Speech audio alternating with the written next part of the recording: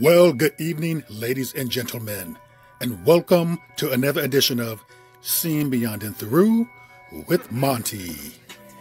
Today's edition, we are going to focus on actor, producer, playwright, Mr. Tyler Perry.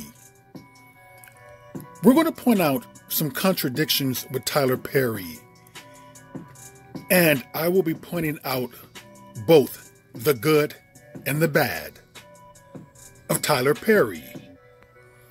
We both know Mr. Perry from his magnitude of works, plays, movies, and so forth.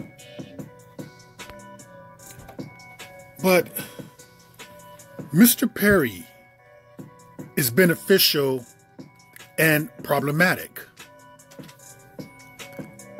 And I will explain to you why. I'm going to explain to you the good about Mr. Perry and what I like about him. The good I like about Mr. Perry is that with his fame, wealth, popularity, he has never once tried to set himself up as a figurehead of the black community.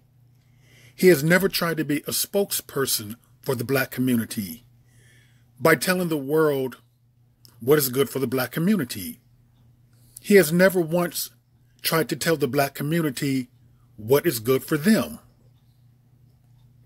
I like that fact that he's not forceful in his ways and opinions, or would think that he knows what is good for millions upon millions of black people, like some do.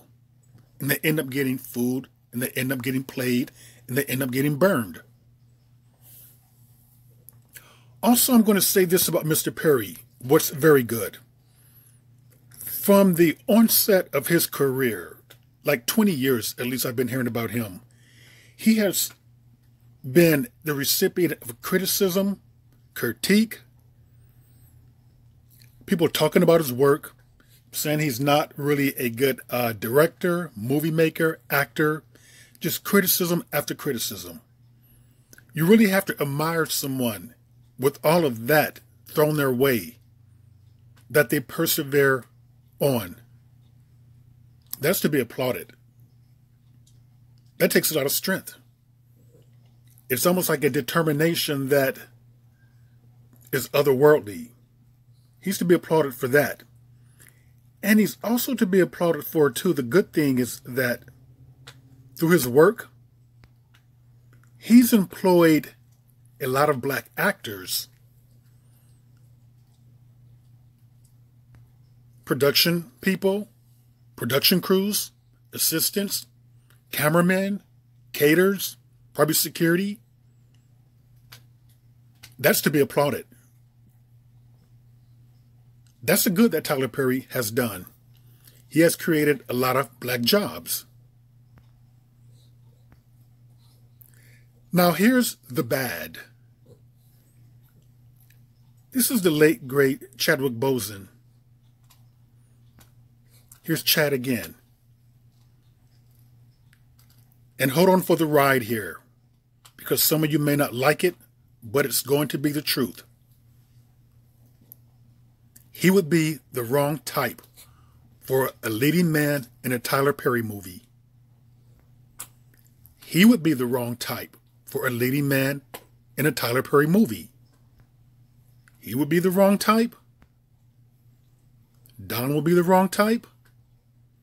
Morgan would be the wrong type. Jamie would be the wrong type. Artist would be the wrong type. I can't think of his name, but I love his look. I just love the character. He just has a great character look. You know, with the scar down there. Some of you can fill me in on what his name is, but he would be the wrong type. Even King Denzel would be the wrong type. All of these guys here are exceptionally gifted actors. They know their craft. No, they say that if you get a great actor, they can read from a phone book and make it interesting. But something in them, the way they look, just doesn't move Tyler Perry for a leading man. If it was a villain, I'm sure that he would be all on them.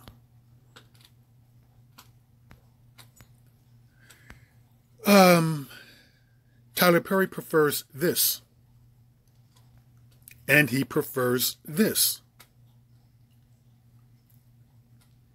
One thing that many people have noticed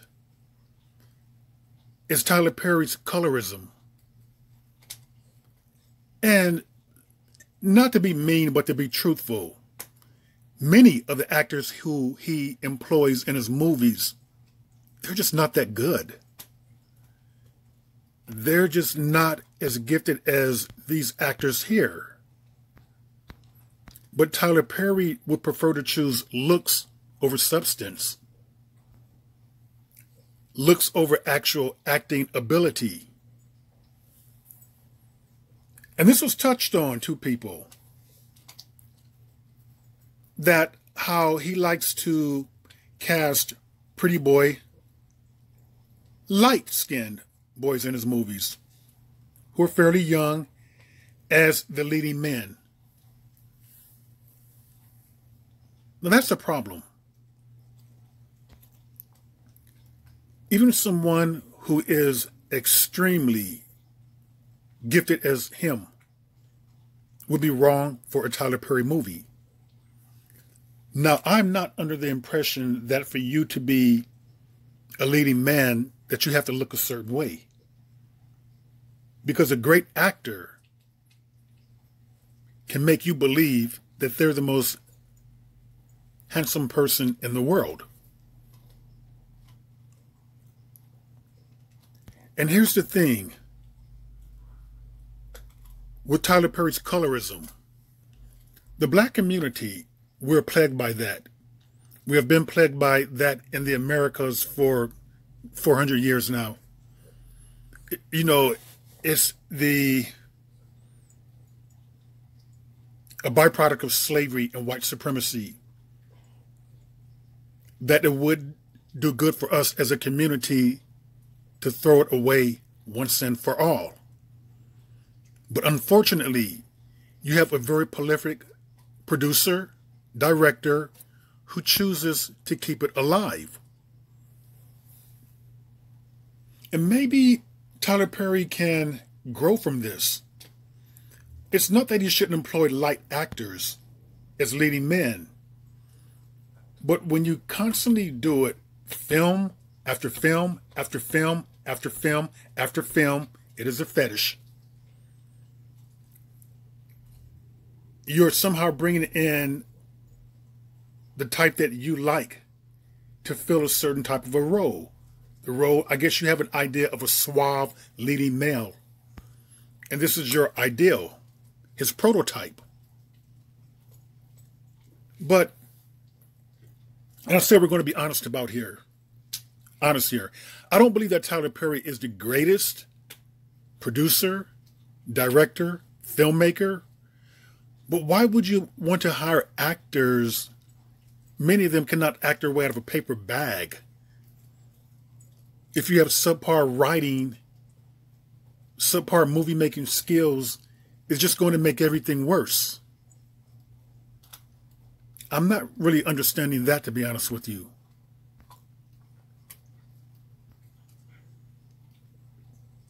A gifted man here. You know, he's been called out on that.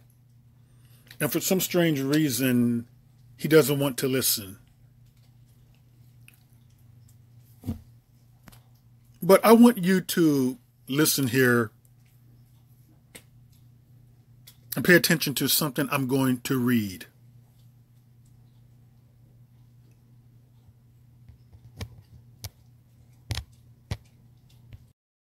So this is titled, "Make It Stop, Tyler Perry."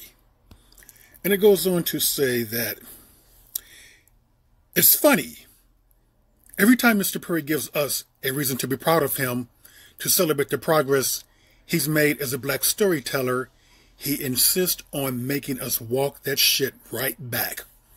With the release of his new film, A Fall from Grace, I have just a few burning questions. Why doesn't Tyler Perry, A, want to make progressively better work, and B, why he feels like he's immune to criticism? I can't admit that Perry has been the recipient of heavy criticism for most of his career, and that his willingness to push forward is an incredible gift. But if your viewership and target demographics keeps trying to pass along a legitimate critique, at what point does it become prudent to take them seriously? For Tyler Perry, it seems that the answer is never, not ever. Between bragging about not hiring black writers to bragging about filming a clumsy movie in 5 days, Tyler Perry cannot help but miss the point. What's so great about your individual advancement at this point if you're not advancing black narratives and other black creatives? What's the point of owning the biggest, most extravagant studio outside of Hollywood if you're not inviting talented black artists to express themselves and add to the much larger story?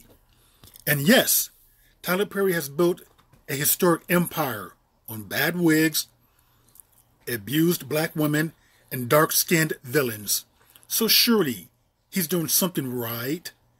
McDonald's does something similar. We're not supposed to care if what they're putting out is bad for us. Right, sigh. And she goes on to say, no one. Tyler Perry, black women's lives are inherently ultra-traumatic. Dark-skinned men are the spawn of Satan. And here's movie 197 about it. She's being sarcastic. Okay, it goes on to say, we're all rooting for you, Tyler Perry. Please help us help you.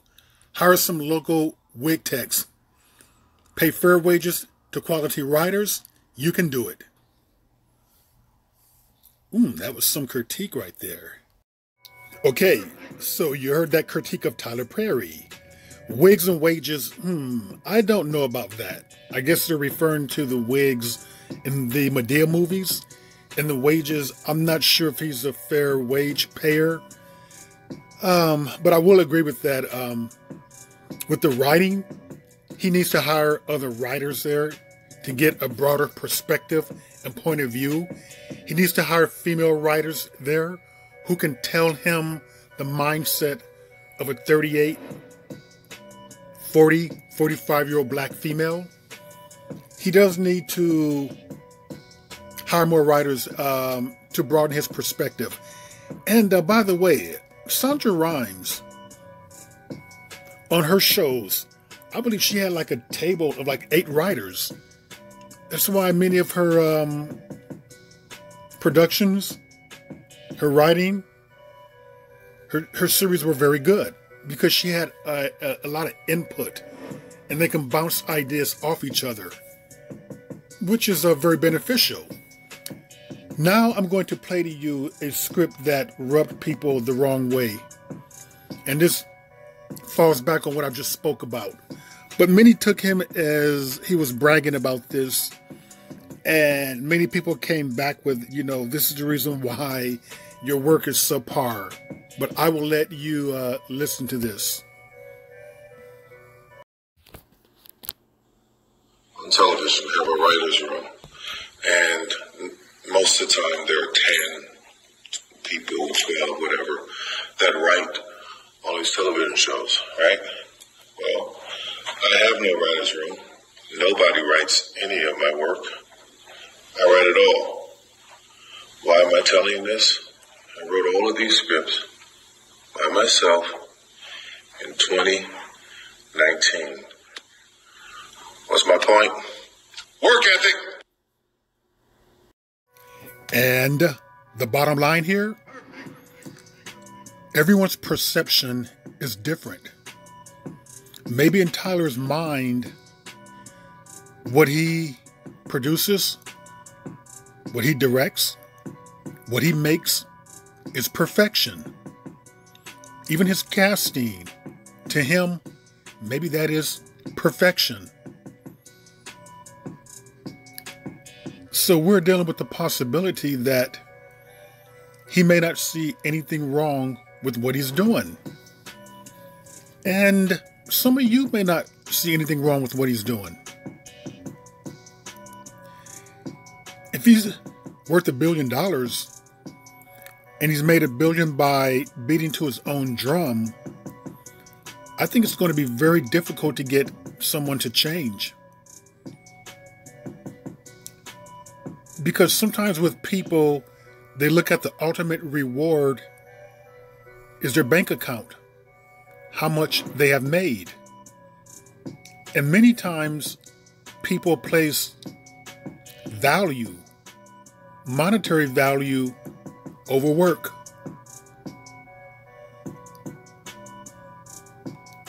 So we may not see anything different from any Tyler Perry movies. That's okay. Because we have a free choice to watch or not to watch. And with that, that was another edition of Seen Beyond and Through with Monty. And I will see you beyond and through.